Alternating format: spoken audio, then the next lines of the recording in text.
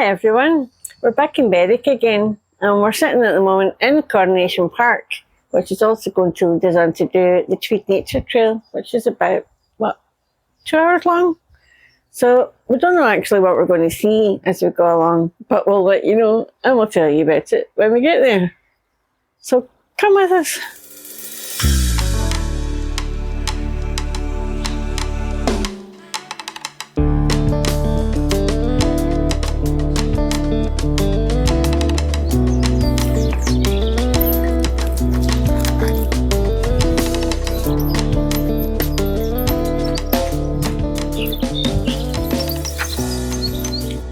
There's plenty of sculptures and things for you to admire and sit on if you so choose.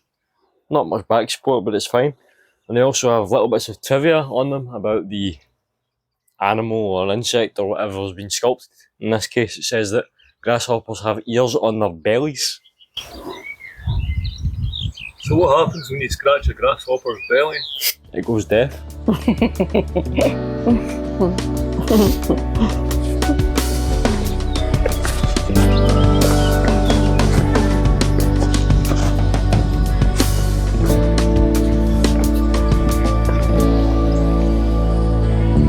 There are some wee shelters like this that you can see behind me.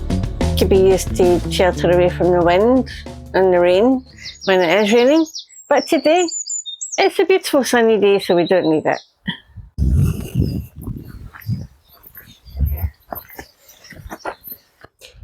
A bit hard to miss them, but there's the remnants of the castle walls. I'm going to go up and have a look and preferably not have any masonry or anything collapse on us in the process. Little climb up to the castle wall.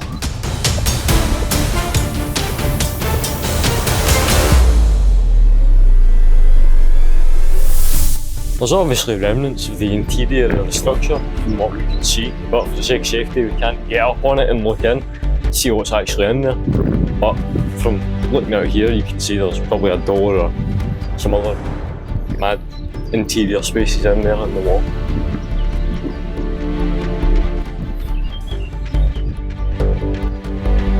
As the history goes, apparently this castle may have been begun by David I of Scotland in the 1100s. Walls are 50 feet high, or were 50 feet high, and 12 feet thick, so a well fortified castle. Well, now we're going to walk around the front.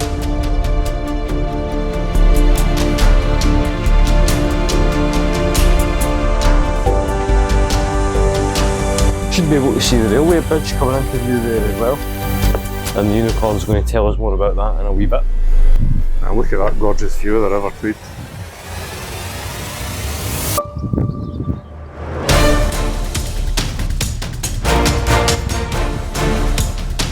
Looks as if there's a big chunk out the wall.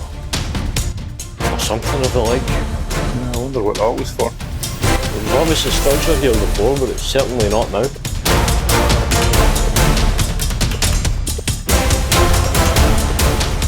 You might also notice that the wall continues all the way down the hillside, so there's probably a lot of castle to go around. The unicorn's sitting down there, enjoying the bench.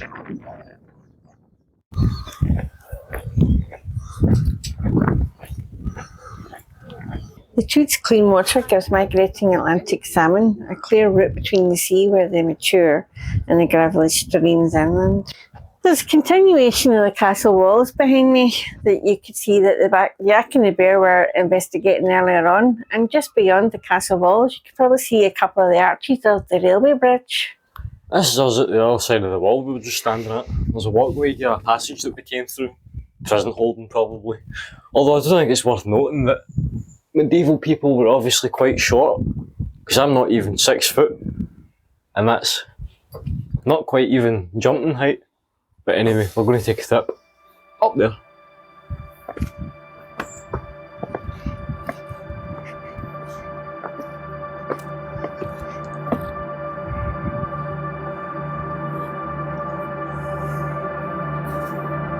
Yeah, it's a medieval bench. I found a medieval bench on what used to be called the White Wall. So there you go.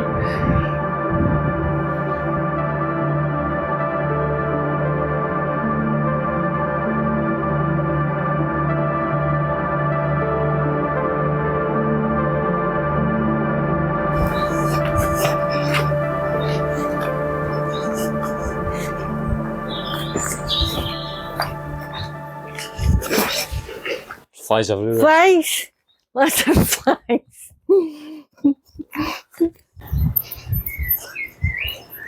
A seal. You're a seal. You're a seal. You're a bigger seal. This is a big seal. Like, I found a seal, an alternative to my bench. And you know the best part about it is, this is the back end of a seal. I'm sitting at the back end of a seal and it's lovely and warm because the sun's been shining on it all day.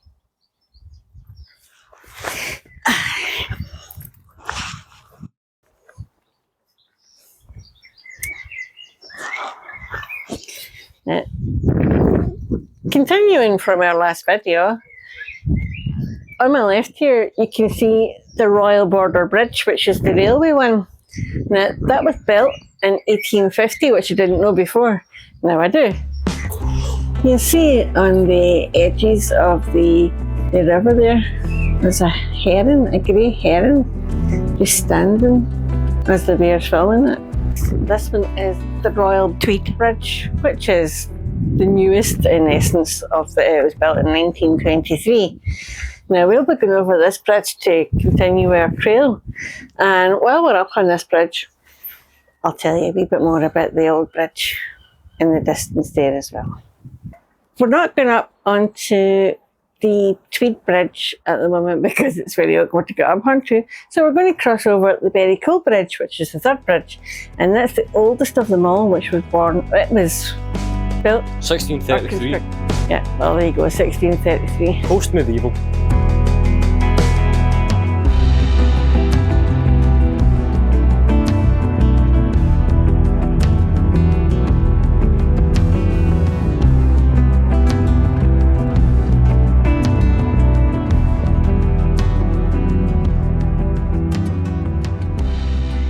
So this is us at what's called Bridge End, and it now goes over this bridge and you go down to the left. A lot of it is dedicated to L.S. Lowry, who was a man who loved this area, and you'll probably be familiar with his paintings of matchstick men and matchstick cats and dogs, and there are quite a few portraits from the board over this way, which passes by Tweedness and then Spittal, and you've got a big long promenade where the trail ends.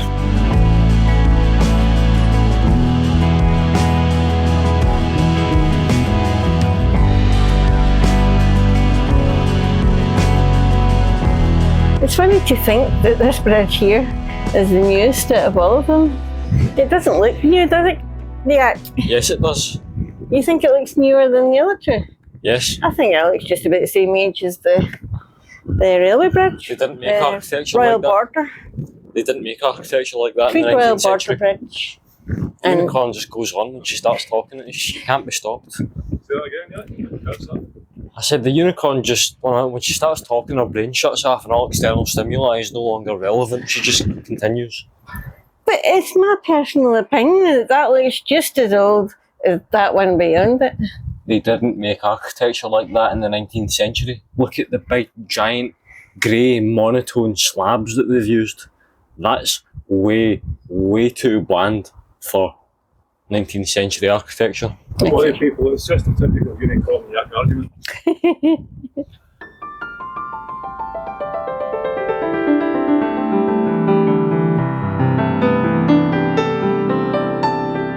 That looks very green. Look at that. It's just the colour of the water. Look how green it is down there. That's a beautiful teal colour. We're at the other end, past the construction workers, so like you see what the bridge is like. It's kind of have one like it, so maybe it's rather unique. There's extremely vintage signs telling foot passengers to keep to the right. Here, walking on the road. You probably noticed the construction workers were coming over this. As I've already mentioned, this is known as the Berwick Old Bridge, which was constructed in 1633. There was substantial repair work done to it in 2024 to ensure the longevity of this Jacobean structure. Now, before that, in 1603, there was a wooden bridge slightly further upstream, which The then King of Scotland, King James VI, crossed over to become James I of England. He wasn't impressed, so, but then... Well, actually, it was to go and unify the crowns, King of Scotland and England. Fishing boats. You see the nets on, maybe even for like the lobsters. Let's go find a harbour seal. Let's go. Yeah. So when you get to the end of the bridge, everybody keep left, follow Tweed Dock, England Coast Path.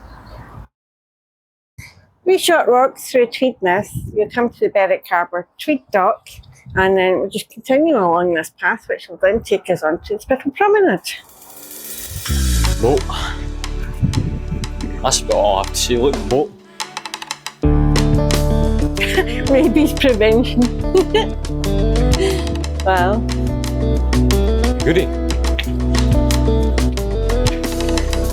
It's the lighthouse. It's the lighthouse. It's the lighthouse.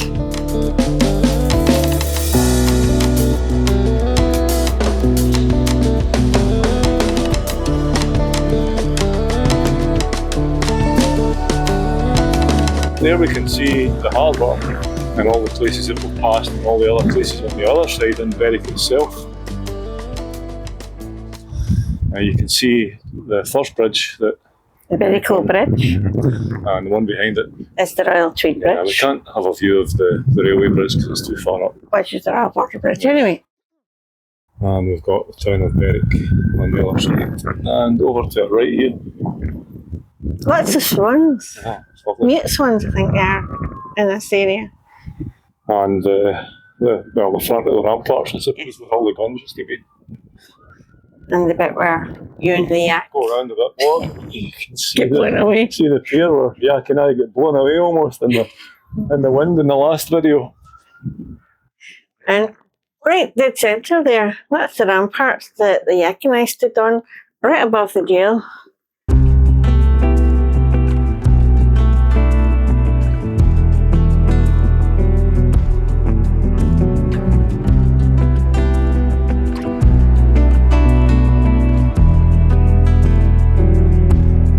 Marker here says straight ahead for the England Coast Path National Trail. If you can read all that through the bird right.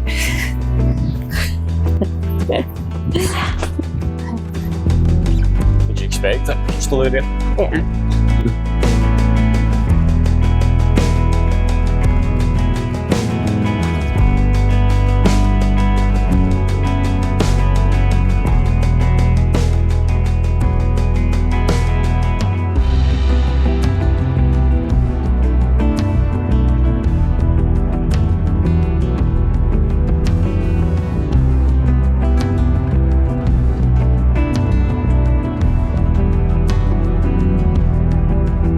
And here's another little marker. Keep you on the right way. Past that going this way. The boat that's coming in is, let's say we just do tours up down the Tweed and out to sea a wee bit. Coming over this way because they're keeping to the deep channel. And it holds up to about 60 passengers if I remember correctly.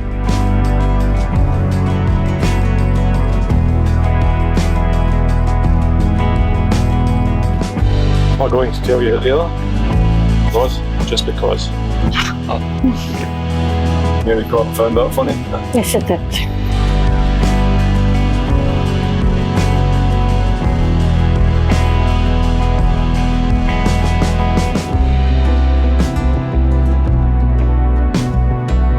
This would be a nice way to explore another part of the shoreline.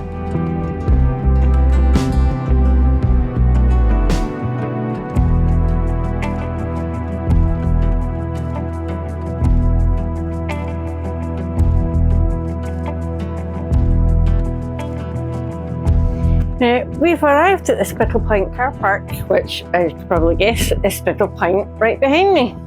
Looks like a nice beach. We're actually just coming on to the promenade now. So this is the start of the Spittal Promenade.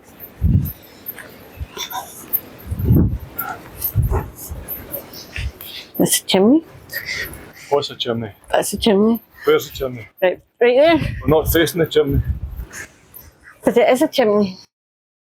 Chimney cricket. Chimney cricket. Mm.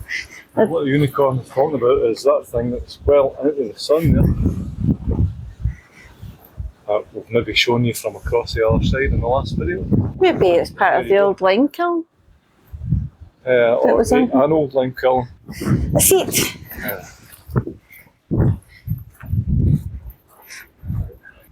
Right, this is where we're going to end today's video.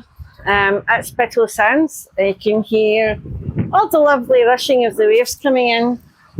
Just about that time for it to be high tide, around about 4 o'clock. And if you so wish, if you're down here, you can carry on all the way along here, take you into Spittal itself, I'd imagine, and the England National Coast Trail just goes for miles and miles and miles, so knock yourself out. This is the unicorn saying goodbye for now. Happy rainbows. Sorry, Yak. Right, we got salmon now. Yes, we'll get you a salmon. Berwick. One last thing. Berwick has been famous for its salmon since the 1300s. Digest that wee fact.